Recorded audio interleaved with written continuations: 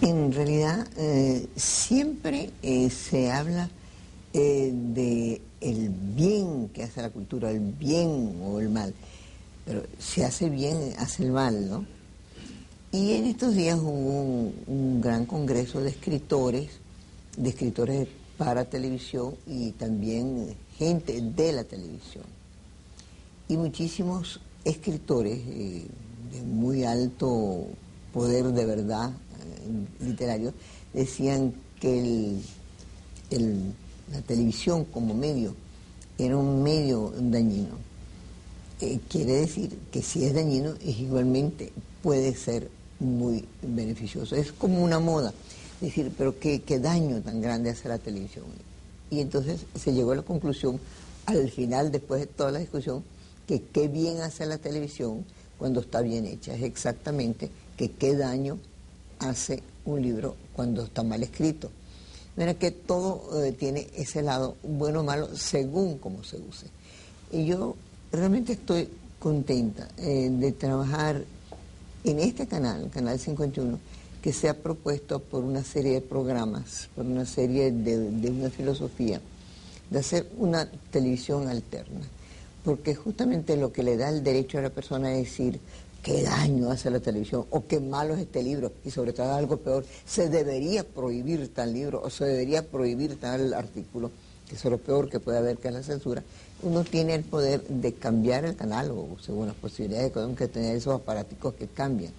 Cuando un canal enseña amor hacia hacia la naturaleza, las plantas, o hace programas por la salud, o hace programas como los que voy a tener ahora con Silvia Mijares sobre lo que es la sociedad civil, qué es lo que significa. Yo creo, y no es por lo que yo hago, sino por el invitado que trato de presentarle a ustedes, se está haciendo una televisión que a ustedes les puede interesar. De manera, o cuando hemos traído a las personas de protectora de animales, ustedes dirán, caramba, y proteger a los animales. Un país que protege a los animales, protege a los niños, protege a los ancianos y sobre todo protege al ciudadano. De todo esto vamos a hablar con Silvia Mijares, cuyo currículum es demasiado amplio, pero bien importante, porque es profesora, porque es una mujer de antemano muy inteligente, porque es caraqueña que la hace conocer también más a Caracas, es socióloga, es, como dice, magíster en ciencias políticas, es profesora en la UCB y en la OSB, que son dos maneras de ser profesora. Ahora le preguntaremos, decana de Estudios Generales, Universidad Simón Bolívar. ¿Qué son esos estudios generales, Silvia? Y muy bienvenida. Bueno, buenas noches y gracias, Sofía. Tú sabes que la Universidad Simón Bolívar tiene una característica muy particular. Siendo una universidad técnica, sus estudiantes tienen que cursar un 33% de los créditos totales en estudios generales. Esos estudios generales le abren las puertas a una serie de conocimientos que son totalmente diferentes a su carrera, pero que son complementarios, sobre todo en el medio. Eso no lo sabía, sí. Ni lo dice suficientemente la universidad, por cierto. Pero es estupendo porque ciertamente salen unos técnicos, unos muchachos muy bien preparados en su parte curricular de carrera, sí, pero a la vez con una serie de inquietudes en literatura, en política, en sociología, en economía. Y son materias diversas que ellos pueden elegir. Sí, el primer año es obligatorio para todos los que entran y es una mezcla de economía, de política, de sociología. Y de allí en adelante ellos pueden escoger y completar sus créditos, inclusive con música.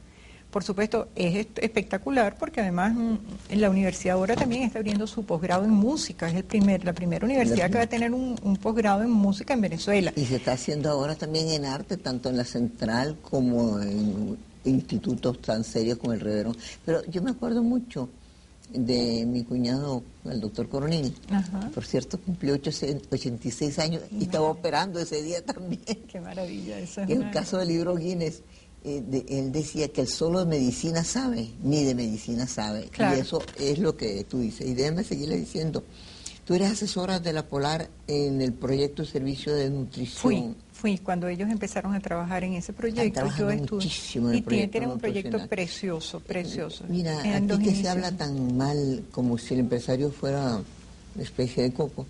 Quiero expresar la admiración de los venezolanos que disfrutan de lo que Polar da de posibilidades. Acaban de dar en Mendoza Flores, hay 45 científicos que han podido estudiar ahí. Allí, no, sí. Y el programa nutricional, los problemas de salud.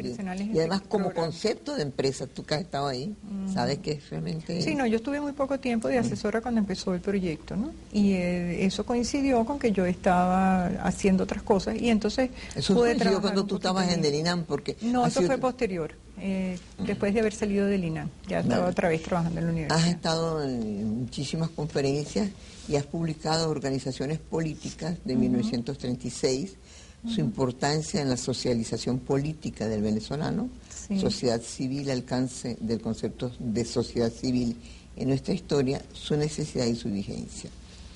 El tema es más que interesante y el prólogo indica hasta qué punto es de primera, así como nutrición, como nutricionista de primera necesidad. El prólogo es brillante igualmente, y es de Castro Leiva. Y generalmente uno dice, caramba, uno ve el prólogo y no lo lee. Y yo primero leí el libro para prepararme para el programa, porque lo tuve muy tarde en mis manos. Y después leí el prólogo y realmente es muy bueno también. Y hice muchas cosas buenas del libro.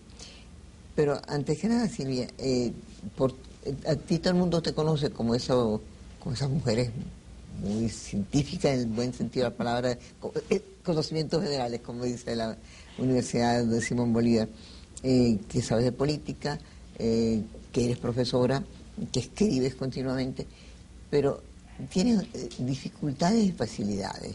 Por ejemplo, yo siempre he pensado que ser hija de Augusto Mijares es una doble facilidad, dificultad. Estoy de acuerdo. Que yo tengo una admiración, tuve la suerte de ser alumna de él muy poco tiempo, porque él dio solamente un semestre, y además vecina de él, frente a frente, mucho tiempo allá en la Florida. Lo recuerdo y eso también. de los hombres, yo no creo que tú lo puedas recordar, Claro, tú eres sí, muy joven. vivimos toda la vida casi. Y es de los hombres más excepcionales, más ejemplares, no solamente por lo que él escribía, por lo que él decía, sino cómo lo decía y cómo lo vivía. Sí, sobre todo eso, cómo lo vivía. Yo no creo que él tuviera esa dicotomía entre lo que decía y lo que vivía, ¿no? Eso es lo que a mí me impresionaba más como alumna, inclusive esos profesores que te marcan. Yo diría que Augusto Mijares, bueno, no me marcó suficientemente para estudiarlo, pero como ejemplo de venezolano. Y tengo la impresión, si no me equivoco, y lo dije en un programa anterior, que ha habido en estos momentos en Venezuela como un deseo de hacer ciertos reconocimientos como tardíos. Se está haciendo un reconocimiento al general Medina. Se le va a hacer por el aniversario también. Por el aniversario, pues generalmente eso no se hace cuando son gobiernos de otros signos. Se le ha hecho un gran reconocimiento a Andrés Eloy Blanco, más que como poeta, como hombre de Estado, como político. Sí. Y creo, y me desdices, que hay un movimiento muy serio para celebrar, para investigar la obra de Augusto Mijares. Sí, fíjate, yo creo que el presidente Caldera ha sido sumamente generoso en eso, porque de verdad en estos años se le ha reconocido los méritos a una cantidad de personas que creo que se le debería reconocer. Es el caso hace que mucho tiempo. Sí. Hace tiempo, pero bueno, da la casualidad que coincide con el centenario y a todos se les ha buscado reconocerle su labor. Es el caso que tú nombras de Medina, es el caso que nombras de Andrés Eloy Blanco, a Mario Briceño Iragorri también se le está celebrando el centenario. Ramón Díaz Sánchez, bellísimo. El libro de Ramón Díaz Sánchez del Bolívar es una cosa espectacular, el libro es una cosa preciosa. Y también está la Comisión Centenario, Augusto Mijares, que va a publicar sus obras, ¿no? Y eso fue un decreto del presidente también. Celebrando que en noviembre, pues conmemorando que en noviembre serían los 100 años del nacimiento de mi papá, ¿no? ¿Tú presides esa fundación? No, la comisión la preside el doctor Pedro Gracia, don Pedro Gracia. Yo soy la secretaria ejecutiva de la comisión. En la comisión están personas que siempre, fue una de las cosas en que verdaderamente yo quería estuvieron preocupadas, y después sobre todo de la muerte de mi papá, siempre se preocuparon por dar a conocer su obra, por escribir es que sobre él. Que la gente, como no lee, los jóvenes hoy día, tú le preguntas a un joven de 30 años quién fue Pérez Jiménez, no sabe, Claro. mucho menos sabe quién es Augusto Mijares, ¿no? Sí, bueno, eso es un poco un proceso de la forma tú como estamos educando, decir. claro, como estamos instruyendo a los jóvenes, ¿no? Que es una cuestión muy puntual, y se ha perdido un poco esa generalización del conocimiento que es tan importante, porque la gente tiene que saber mucho sobre ¿Ustedes van a publicar todos los libros en varios tomos? Vamos a publicar toda su obra, no los libros solamente. Se van a publicar los libros, pero también se va a publicar todo aquello que estaba inédito. De hecho, yo tengo todos los archivos de mi papá, los tenía relativamente bien organizados. Felicito, yo no voy a hacer eso nunca. Bueno, y bueno, de eso ya le estamos dando, van a salir como 9 tomos, y quizás uno más con lo que es la correspondencia, porque sobre todo me interesaba mucho que salga la correspondencia de la época en que estuve encargado del ministerio, de que fue director de secundaria, porque esa fue una época justamente a la muerte de Gómez, donde comienza todo el proceso de formar lo que es la educación en Venezuela, ¿no? Desde hacer un instituto pedagógico hasta, como mi papá contaba muchísimas veces, de empezar con becas de 80 bolívares para que la gente pudiera, 40 becas de 80 bolívares para que la gente pudiera estudiar bachillerato, ¿no? Entonces, allá hay todo un proceso de formación de la educación, y todo eso está en su correspondencia, en sus archivos, que es una parte, yo creo, bien bonita. Luego, la creación de escuelas, la importancia que él le dio a que cada cabeza de distrito tuviera una escuela, que cada cabeza de estado tuviera una escuela. De allí se fundaron esas escuelas que hoy en día todavía se conocen en Caracas, que era la República de Bolivia, la República del Ecuador, que fueron muy... el Experimental Venezuela, la Gran Colombia, todo ese proceso, ¿no? Luego hay otro proceso posterior, que fue su proceso como ministro de Educación, donde se crea el IPASME, donde se crea la revista Tricolor, el Instituto Nacional de Deportes, la Orden 27 de junio, las escuelas periféricas, en fin, una cantidad de cosas, por la Escuela de Mejoramiento Profesional del Magisterio. Entonces hay toda una obra en la parte educativa. Y también pues los papeles sobre la época en que fue embajador en España, porque en esa época mi papá consigue en el archivo de Indias la certificación de que los monjes pertenecen a Venezuela. Entonces, en el momento en que se ratifica, porque hasta ese momento había la discusión de si los monjes eran colombianos o no eran colombiaos o eran venezolanos. Entonces mi papá le manda al gobierno de Venezuela, investiga y le manda al gobierno de Venezuela. En esta investigación participó el doctor Guillermo Morón también, y se le manda al gobierno de Venezuela la certificación, y por eso es que entonces los monjes se declaran venezolanos, ¿no? Ahora fíjate, hay una serie de cuestiones bien importantes. Quedó más que contestada en cuanto a Augusto Mijares, pero hoy, a pesar de que ojalá que estuviera presente en toda Venezuela el espíritu y el ejemplo de Augusto Mijares, estoy hablando con Silvia Mijares, y la dificultad que ha representado para algunos hijos de gente realmente valiosa ser hijo de esa gente, y a la vez estar un poco en el campo, porque si hubieras sido médico tú, claro, o hubieras sido biólogo, te es más fácil, pero siendo en este campo, y vas a tratar un tema, el tiempo que nos dé el programa, de la sociedad civil, que es un tema árido, difícil y básico, que lo trató ya tu padre. Entonces claro, yo supongo que eso debe ser más difícil, ¿no? Sí, bueno, es difícil si uno quiere imitar a alguien. Yo no pretendo imitar a mi papá, no. Mi papá fue mi papá, tuvo toda una formación, nos dio a nosotros una formación que yo considero privilegiada. Privilegiada, ¿no? En el sentido además que supo equilibrar toda una serie de cosas que fueron muy importantes en la formación nuestra, ¿no? Por otro lado, claro, tengo una influencia increíble de él, desde luego, y de cosas que le oí durante toda mi vida.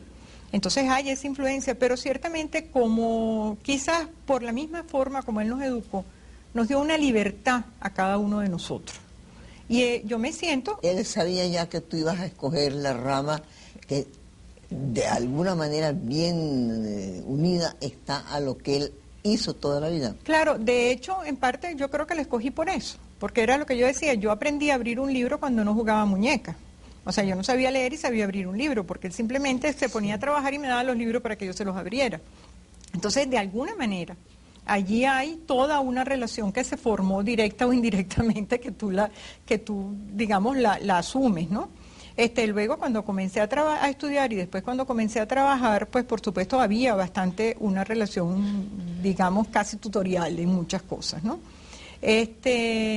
Por supuesto, creo que yo no pretendo igualarlo, ni muchísimo menos, ni pretendo copiarlo. Entonces, lo difícil es justamente cuando tú tratas de tratarlo de una manera objetiva. Pero también creo que porque tienes una cuestión entre hombre y afectiva. mujer, es decir, entre padre e hija, o al revés, entre madre e hijo, hay mucho menos rivalidad y con diferencia que esa cantidad de libros que se han escrito de las dolorosísimas relaciones, sobre todo entre madre e hija, cuando madre e hija ejercen las mismas funciones o las mismas cosas. Pero tú tienes también otra dificultad más, porque me gusta mucho hablar de ti, admirado siempre tu trabajo y tu manera de ser, es que eres esposa de uno de los hombres más difíciles y más cuestionados de la política actual de la historia de Venezuela, a la cual puedo decir que el primer gran programa de televisión que fue con Carlos y conmigo. Yo me acuerdo, exactamente, sí. Entonces, ser mujer de un hombre tan polémico, porque tu papá era reconocido, era un trabajador, era un hombre, pero era otra época. En Carmelo le ha tocado luchar a favor y en contra de muchas cosas. Claro. Y además de una inquietud impresionante, ¿no? También hacer tu propia labor y ser mujer de Carmelo Lauría también es una dificultad, así que no todo es tan fácil como la gente cree. No, yo no creo que es nada fácil. Bueno, ya de todas maneras, tratar de hacer tu propia vida, como digo yo, ya es difícil, ¿no? Porque... Bueno, Padece lo decía, el duro oficio de vivir. El duro oficio de vivir, pero el divino oficio de vivir también, porque es muy agradable vivir, ¿no? Entonces, claro, lo que pasa que en ese caso también, bueno, Carmelo ha comprendido, pues, y siempre me ha apoyado en la parte que yo, en lo que es mi área de trabajo, digamos así, por una parte. Por otro lado, yo no me cuestiono ni entro en la política, en la polémica que los demás hacen sobre Carmelo, porque yo lo conozco y sé lo que es. Pero de todas maneras, pero claro, directa o indirectamente no te puede dejar indiferente esa cantidad de... Porque él es como un muro. Sí, exactamente, claro. El verde rojo, sí, ¿no? Sí. Y además de todo, aunque ustedes no crean, tiene 6 hijos y creo que hasta nietos. Sí, por supuesto, tengo 8 nietos. No me digas, no nos hemos ido por esa última camada como que no la conozco. Sí. Ahora vamos al libro. El libro viene de Sociedad Civil, como bien lo anota la persona que hace la presentación, no de tu persona, porque es muy conocida, sino del tema, Castro Leiva. Es el pan nuestro de todos los días, pero es como un pan que no lo es. No es el pan nuestro, sí. No es el pan nuestro de todos los días, es como una cosa que todos los días tú dices, porque entonces la sociedad civil, pero si fuéramos una sociedad civil, no tendríamos ese aguante, esa especie de cosas que tenemos como protección para no vivir de mal humor todo el día, de una rabeta. Bueno, sí se manifiesta, la gente está violentada, pero ¿dónde está esa sociedad civil que es la creativa, la positiva, la que es capaz de aguantar lo que viene, pero también protestar y dar una solución? Es decir, no solo protestar, sino solucionar. ¿Dónde está? Sí, fíjate una cosa, Sofía, yo creo además, defíneme un poco, para lo demás, ¿qué sería lo ideal de una sociedad civil en una época tan difícil como esta? Bueno, fíjate, yo lo que trato en mi libro un poco es de aclarar que hay en el término sociedad civil un contrasentido. Porque nosotros venimos, a través de toda nuestra historia y de toda nuestra herencia republicana, de la época de la colonia y de la época de nuestra independencia, hablando de una sociedad civil fundamentada en una doctrina liberal, en donde la sociedad civil estaba basada en la libertad, y como libertad tú conseguías la igualdad económica y la igualdad social. O la social, política y la legalidad. O sea, en la libertad y la legalidad. Y por esos medios tú llegabas a lo que era la igualdad en la parte social y en la parte económica. ¿Qué pasó? El neoliberalismo trastocó ese sentido de sociedad civil y nos presenta una sociedad civil totalmente diferente. Una sociedad civil en donde, lejos de ponerte la libertad y la igualdad como sustento de una sociedad, te pone el aspecto económico como sustento de esa sociedad. Y claro, al ponerte el aspecto económico te está creando las diferencias y te está creando las dificultades más grandes. ¿Por qué? Porque el hecho de tener dinero o el hecho de lograr un ascenso económico no quiere decir que verdaderamente tú estás logrando una sociedad equilibrada y una sociedad competitiva.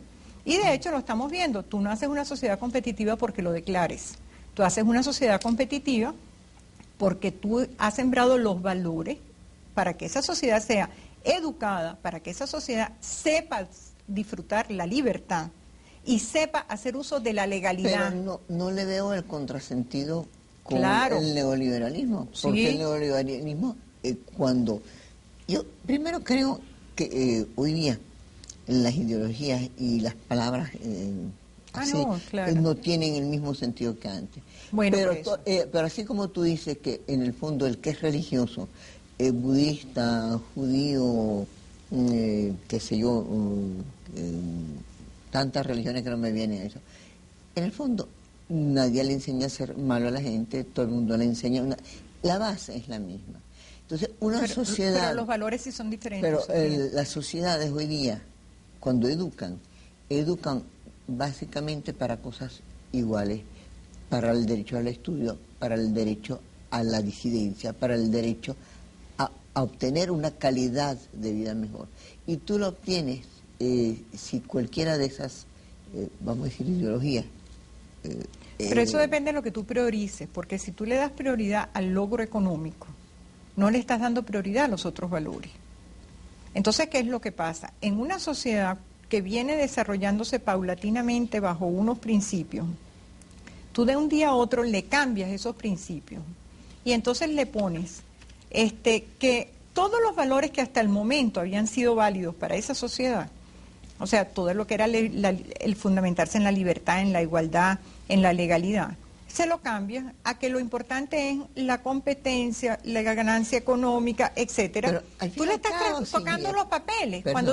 Cuando tú tienes un Estado que tú lo vienes justificando desde hace muchos años, en que logre para sus habitantes eso, para que tener una sociedad fuerte, cohesionada, y de repente tú le dices al Estado, mira, no me sirves, vete, yo voy a hacer y a exponer tales y tales cosas, pero no tienes una sociedad en que esto se pueda fundamentar de un día para otro, sino que tienes que ir estructurando el proceso. Yo creo que, y como básicamente estamos hablando de hoy, de aquí, de Venezuela, claro. Entonces creo que la palabra neoliberal tiene totalmente un sentido peyorativo porque la gente no ha ido más allá de lo que quiere denigrar.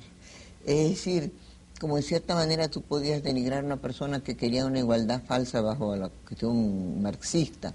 Y tú dices, bueno, esto es un marxista, de manera que él no tiene por qué decirnos más nada. Esta persona es neoliberal y lo que quiere es una igualdad que en vez de ser una igualdad a cada quien según su trabajo, es a cada quien según su competitividad. Yo creo que no, yo creo que simplemente hoy día la sociedad venezolana merece una educación para una calidad de vida. Y esa calidad de vida no se obtiene sin una economía. Y básicamente esa economía tiene que basarse en el amor al trabajo, que es lo que no da el Estado. El Estado se ha convertido, como dice Octavio Paz, en el ogro filantrópico. Tú esperas todo, así como se puede esperar todo de un ángel o de lo que sea, se espera todo del Estado. Yo creo que no es una cosa ni otra. Yo estoy de acuerdo, pero fíjate una cosa, yo siempre pongo este ejemplo, ¿no? Tu hijo llegó a los 18 años y a los 19 y sabía que a medida que fuera creciendo iba a ir teniendo deberes y derechos. ¿Por qué? Porque tú lo ibas educando con deberes y derechos. Igualito pasa en una sociedad. Pero esos deberes y derechos le permitían a él vivir hasta cierto momento con ciertas comodidades en tu casa donde tú lo ibas a ayudar a que estudiara y tal. Pero ¿qué sería lo que le pasa a un muchacho que viene acostumbrado a ese proceso y un día llega su papá y le dice, mira, mijito, hasta hoy vives aquí, mañana te vas para la calle, ¿no? Y empiezas a pagarte tu universidad y empiezas a ver de dónde comes y también vas a ver dónde vives y de paso te llevas 2 mudas de ropa y las otras las empiezas a comprar. Me parecería muy bueno. ¿Ah? Me parecería muy bueno. Eso es muy bueno hasta cierto punto, Bueno, pero claro, a la vez no tan trae, drásticamente, exactamente, pero trae, no es malo. no, eso es lo que no ha hecho pero nunca eso en no es Venezuela. malo si tú le vienes a si tú le dices a tu hijo desde que está chiquito que eso le va a suceder. Ah, claro. Pero no desde que tú lo tienes acostumbrado a una cosa y un día X llegaste así. Entonces, un día X también llegó al país y se le dijo, mira, se acabó tal cosa, se acabó, y esto te lo vamos a cambiar por un bono de mendicidad. Pero, mira, Entonces no estás haciendo una sociedad fuerte. Vamos a suponer que yo acepto exactamente lo que tú dices con mucha reserva. Con mucho respeto, porque si no te hubiera invitado. Pero eso, digamos, dirías tú, caramba, es una familia bien anómala. Crió a ese muchacho con mucho cuidado, claro, y lo soltó a los 18 años. Pero resulta que esa familia en Venezuela no existe, porque en Venezuela el Estado ni ha sido el logro filantrópico, ni ha sido la buena familia, ni ha sido nada, porque lo que hasta ahora hemos tenido son estados sumamente gelatinosos, que no sabemos lo que son. Que hasta hace poco decían, por lo menos, que tenían un cierto signo, decían, está gobernando, vamos a ponerlo más práctico, porque yo no tengo otros conocimientos políticos. Él gobernaba Copey. Copey se parecía al APRA, vamos a decir, ¿no? Y tal cosa se parecía más bien a los socialcristianos, socialdemócratas, como quiere decir, de Italia o de Alemania. Entonces tú tenías un cierto modelo que podía dar unos ciertos hijos, que éramos nosotros los venezolanos. Pero un Estado gelatinoso, que está formado por 38, 40, 70 partidos, que no son partidos ni son son partículas de ni siquiera un cuerpo coherente. No saben lo que está haciendo. No, pero fíjate una cosa, Sofía, yo no creo que eso haya sucedido en Venezuela. Yo creo que nosotros tuvimos unos cambios muy importantes y era lo que te estaba diciendo. Cuando Gómez se muere, aquí viene un cambio muy importante. O sea, nosotros empezamos a ser país, empezamos a estructurarnos. Sí. Ahora empezamos estamos valorando lo que hizo López Contreras. Bueno, entonces fíjate, ahí hubo un proyecto político que se inició a la muerte de Gómez, que iniciaron los partidos políticos, que hicieron posible toda una clase media de profesionales, ¿no? Y toda una clase que se hizo además en todos los sectores de la población. Y ese fue un proyecto político de los partidos políticos. Y de ese proyecto nos beneficiamos todos los que fuimos a la universidad de alguna manera u otra, o todos los que hemos vivido o mejorado. Cosa ¿Qué pasó? Que no sucede ahora. Pero espérate un momentico, ¿qué pasó? Ese proyecto llegó un momento en que por la bonanza petrolera, por una serie de cuestiones, se debilitó. Pero uno no puede decir que entonces que los partidos no han servido. Y uno no puede decir que la estructura social de Venezuela no ha servido. Sería lo más antidemocrático decir que los partidos no sirven. El problema que se presenta hoy en día es que te quieren presentar una supuesta sociedad civil, nacida de una concepción muy rara, y enfrentarla a todo lo que es los partidos políticos y a todo lo que es el resto de la ciudadanía. Tú lo estás diciendo desde el punto de vista de una mujer muy culta, que escribe, no te lo digo, no te lo digo, de la gente que vive todos los días. Vamos a la realidad del Congreso, que está formado por 3 personas de un lado, 5 de otro. Tú sabes, pero porque esa tú no tienes, es la representación, pero, mira. ¿cómo no? Si esto no es la representación, es la máxima Sofía, representación yo te voy a de decir Venezuela. una cosa. Fíjate lo que estamos diciendo, no podemos cobrar, porque entre el gobierno y el Congreso, entonces, ¿nosotros somos qué? Pero esa sociedad civil, ¿somos qué? Pero es que fíjate una cosa, hay una sociedad civil que no está representada en este momento, ni por la parte del Congreso, sino simplemente está representada por una gran parte de Venezuela, que trabaja todos los días, que trata de mejorar el campo de trabajo que le corresponde, que se ha superado, y tú lo ves muchísimo en el interior.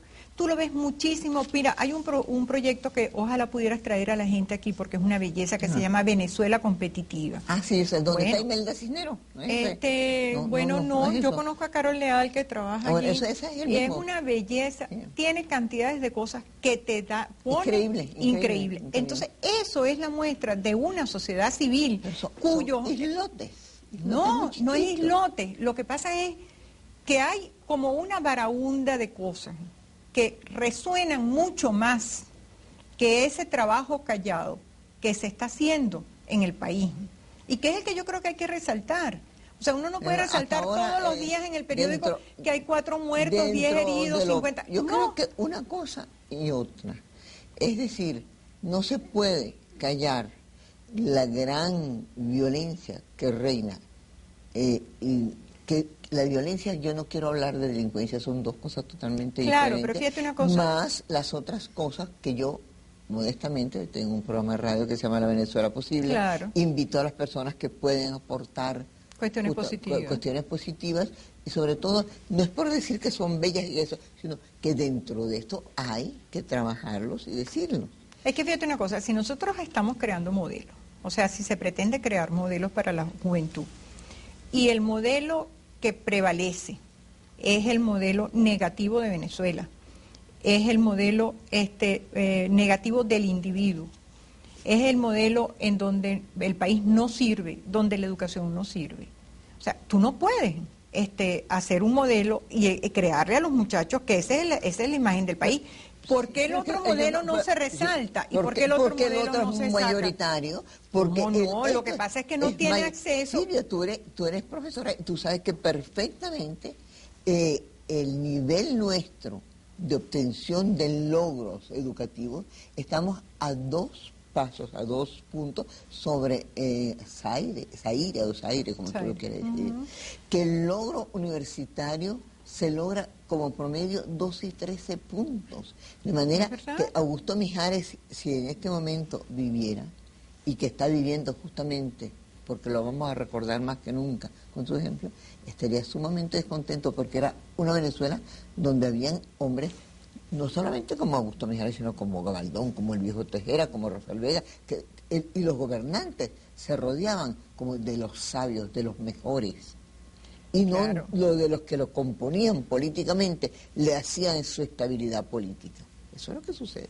Sí, bueno, pero el país ha cambiado, el país es más grande, pero eso no quiere decir que el país no tenga unos recursos y que tenga recursos muy positivos. Pero, yo creo, no sé, quizás porque yo trabajo con jóvenes mucho y porque palpo en ellos verdaderamente lo que es el futuro del país. Pero y además de todo, porque cada vez que voy al interior, lo que me gusta es ir a buscar cuáles son esas experiencias que existen. Y yo te digo, por ejemplo, yo voy mucho a Margarita, voy a Mérida, etcétera, y es impresionante cómo la juventud está cambiando y está trabajando y tiene sus propios proyectos y está tratando de salir a flote. Entonces, yo creo que ahí se está preparando una Venezuela muy distinta a la Venezuela que nos quiere aparecer todos los días y que la Venezuela que exportamos al exterior a través de las noticias. Lo único que te falta es que casi nosotros los periodistas somos culpables de la situación. No, yo no estoy culpando a nadie. Yo te digo, casi falta poco, pero antes de eso tú me permites decir una cosa positiva. Yo estaba viendo aquí Salida Zapata, que estábamos grabando un programa para algo que está haciendo la CanTV, y yo, por ejemplo, imagínate que yo comencé haciendo televisión con programas que se llamaba Aló, porque creo en la comunicación. Y CanTV está haciendo, además de todo, una serie de teléfonos públicos con una campaña educativa. Sí. Al lado de cada cosa que ellos hacen, desde el punto de vista de inversión, hacen una campaña educativa. Entonces, pues me dice, ¿cómo tú hablas bien de la CanTV cuando no funciona? Cada día está funcionando mejor, y eso era lo que yo quería interrumpir, pero la conversación nuestra, el diálogo, se ha convertido como una parte que dice que hay cosas buenas y otra parte que dijera que hubiera cosas malas. Yo creo que coexisten las dos, pero que en este momento en Venezuela, para mi manera de pensar, lo otro existe crípticamente, y si existe crípticamente porque no se hace sentir más fuerte, y la otra es tan fuerte que tú no la puedes obviar, y si tú la callaras, solamente la callara por algo muy grave, es que te quitaran la libertad de expresión. No, yo no creo que eso se debe callar. Yo no creo que se le debe dar igualdad de oportunidades a las dos cosas, ¿no? Y se le da. Yo creo que se le debería dar igualdad de oportunidades a ambas cosas. Por otra parte también, fíjate, hay una cosa que es importante. Yo creo que hay un cambio fundamental, ¿no? Ese cambio fundamental nos plantea un país estructuralmente diferente, ¿no?, al que nosotros hemos conocido y al que se ha vivido. Y nosotros, y mucha gente se resiste a ese cambio. Entonces, el resistirse al cambio y el darle apertura verdaderamente a oír qué es lo que está pasando en la sociedad y qué es lo que está pasando en los jóvenes y qué es verdaderamente las nuevas inquietudes que hay, ¿no? Trae un conflicto muy grave. ¿Por qué? Porque si nosotros vamos a ver también, los jóvenes, lejos de buscar las formas que nosotros hemos considerado tradicionales de expresarse, tanto en política como en otros aspectos, están buscando sus propias formas. O no se expresan, simplemente están trabajando callados. Tienen mucho donde expresarse. Pero fíjate que inclusive los periódicos tradicionales, todos han hecho periódicos para jóvenes, pero desgraciadamente el material primero que los jóvenes no leen periódicos. Tú ves las encuestas, los jóvenes no leen periódicos y lo sabes también tú cuando los preguntas qué pasó, y eso que la televisión sí, lo que pasa es que mucho. los muchachos tienen otras vías de acceso hoy en día, tienen internet, tienen las computadoras, tienen una serie de cosas serán los muchachos que tú das clases, pero los que yo conozco no tienen ni acceso a la Cristóbal Rojas, ni tienen ni siquiera acceso a las universidades, porque entran a las universidades, porque como hay exámenes, los que vienen de colegios pagos, porque los que no vienen de colegios pagos, porque la Gran Colombia, que fue donde estudié yo en José Enrique Rodó, éramos mucho mejores estudiantes que los muchachos que venían ¿cómo se llama?, de los legionarios de Cristo, por los cuales se está pagando 100.000 bolívares por... Claro, lo que pasa es que tú en esa época tenías los mismos profesores, tanto en el sector privado como en el sector público. Porque, por ejemplo, pero en todo caso, los del sector público eran mejores. Eran mucho mejores, o por lo menos eran los mismos. Y te digo una cosa, había muchísima rebeldía, porque yo tengo una edad en donde conozco la rebeldía de los jóvenes, que fueron los líderes, que habían líderes, que te gustaran o no, pero la gente se ponía a favor o en contra de ellos, había una discusión. Claro. Y lo que yo creo que no es en la sociedad civil, lo que me llamó mucho la atención, por eso escribí, lo que tú escribiste sobre la sociedad civil y los partidos, porque está de moda hablar mal de los partidos. Claro, no puede haber democracia sin partidos, ¿no? No puede haber, es imposible. Pero tú afirmas en el libro, para no marcar mi libro, dice, si bien por una parte los partidos le abrieron a la sociedad las posibilidades de participación política, de la cual tú hablaste, e igualdad social, no contribuyeron a formar la cultura democrática necesaria para que la sociedad alcanzara una sana madurez política. Tú señalas además que desde 1847 los partidos en Venezuela se desviaron del deber ser de partidos doctrinarios a ser partidos de intereses. No, desde esa época no. En esa época particularmente, y después vuelven otra vez en el año 36 a hacer otra cosa. Y hoy es mucho más que nunca intereses, porque las alianzas que nosotros, los reporteros, yo quiero asumir mucho mi rol de reportera, mi trabajo, que es el mío. Yo veo que cuando a mí tengo que dar una noticia, yo tengo que dar la noticia que fulano de tal se unió con fulano de tal con las ideas para obtener un curul. De manera que sí se han convertido en mucho, muy diferente a lo que tú planteas. Claro, han dejado de ser unos partidos ideológicos para convertirse en unos partidos mucho más pragmáticos, por una parte. Por otro lado... Llamas tú eso pragmático, eres muy elegante. Bueno, es pragmatismo. Pragmático, por un lado. Por otra parte, tienes en los partidos un poco lo que te estoy planteando del país. Sí. O sea, a veces los partidos no están oyendo qué es la voz de los jóvenes, ni qué es lo que los jóvenes quieren. Entonces, allí tú tienes una Venezuela. Pero el Congreso, yo le doy muchísima importancia al Congreso, porque si ya perdiera, es decir, sea como sea, siempre digo el Congreso, porque está formado por lo que estamos en Venezuela. Si la causa R se divide o el MAS se divide, todas esas cosas, eso repercute inmediatamente en el Congreso y repercute inmediatamente en lo más esencial que tenemos, que es en nuestra vida diaria, sí. En nuestro mercado, en nuestra compra de libros. Entonces, yo lo que quisiera que tú me dijeras, y te lo agradecería, ¿cómo se hace una sociedad civil cada día fuerte, con una manera de vivir en el cual el vivir diario consiste en buscar cómo terminar el día medianamente bien? Te hablo clase media y te hablo de gente pobre. No, eso no son condiciones para crear una sociedad civil. O sea, y yo te lo digo muy claro ahí. Sí, hay dos cosas que no hacen factible la sociedad civil. No, si tú lo dices, ni un gobierno sin libertad, o sea, ni una tiranía, un gobierno despótico de cualquier naturaleza, ni un gobierno superprotector. Exactamente. ¿Okay? Los dos extremos son dañinos para la sociedad civil, porque ninguna persona madura o en una libertad totalmente, ni una sociedad tampoco, ni en un ambiente de restricciones totales, ¿no? Ahora, pero yo sí creo que en las reglas de juego, que justamente es lo que menos se ha por respetado. eso es que es importante la democracia, y por eso es que es tan importante el juego de partidos. Porque los partidos son una democracia no existe sin partidos. Existirá otra cosa, yo no sé si en el futuro va a existir otra cosa, que sea un gobierno X, que se llame de alguna otra manera, pero que no tiene. Pero democracia es el juego de los partidos. ¿Y cuál es la función de la sociedad civil? Cuando tú tienes una sociedad civil fuerte, la sociedad civil es el control de los partidos. Porque también vamos a estar muy claros, nosotros hablamos mucho y nos vamos en contra de los partidos, pero aquí la sociedad ha sido muy cómoda en ese aspecto, porque aquí de una manera u otra, todo el mundo se ha aliado cuando le ha convenido a un determinado partido. Y se le ha olvidado su condición de sociedad civil. ¿No? Entonces, ha sido mucho más fácil meterse bajo el ala de un partido, cualquiera que sea, asumir la responsabilidad que le toca como ciudadano. Entonces, menos. Porque antes justamente... Y ahora entonces se habla horrores de los partidos. Mira, hoy día no hay ningún partido político que sea fuerte y respetable.